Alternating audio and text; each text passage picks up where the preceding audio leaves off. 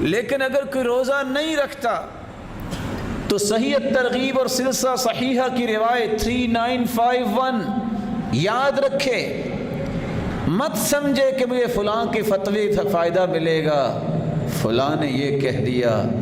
اللہ کے رسول فرماتے ہیں میں سویا ہوا تھا، فرشتے آ کے مجھے لے گئے، معراج کی سیر کروائی اور مجھے کہنے لگے اصعد، اس پہاڑی پہ چڑھیے۔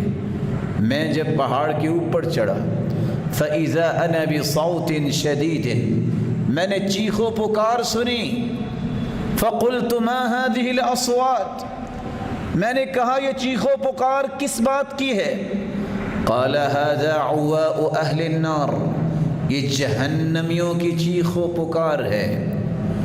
پھر مجھے وہاں سے آگے لے کے آئے، میں نے دیکھا ایسے لوگوں کو فَإِذَا أَنَا بِقَوْمٍ معلقین بعراقیہم مشققۃ اشداقہم، میں نے ایسے لوگوں کو دیکھا کہ جن لوگوں کو الٹا لٹکایا ہوا تھا اور ان کی باچھیں چیری ہوئی تھیں، تسیل اشداقہم دما، اور ان کی باچھوں سے خون بہہ رہا تھا، الٹے بھی لٹکائے ہوئے اور ان کی باچھیں چیری ہوئی تھی اور خون بہہ رہا تھا۔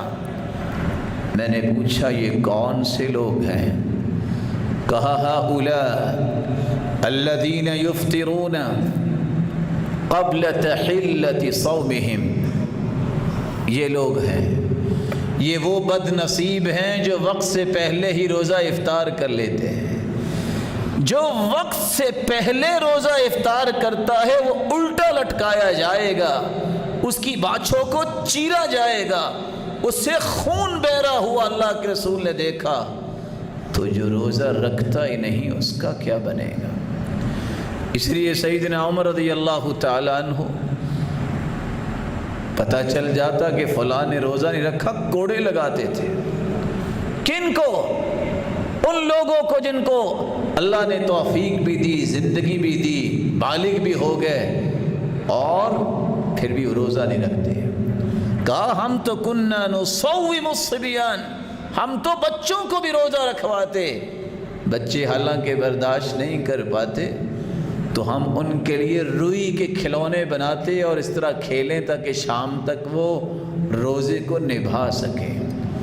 تو روزہ نہ رکھنے والا بہت بڑا محروم ہے، جو جان بوجھ کے روزہ چھوڑ دیتا ہے، اور اللہ نہ کرے کوئی کہہ دے کہ مجھے روزے کی ضرورت نہیں ہے، میں نہیں رکھوں گا، تو یہ شخص تو کافر ہو جاتا ہے۔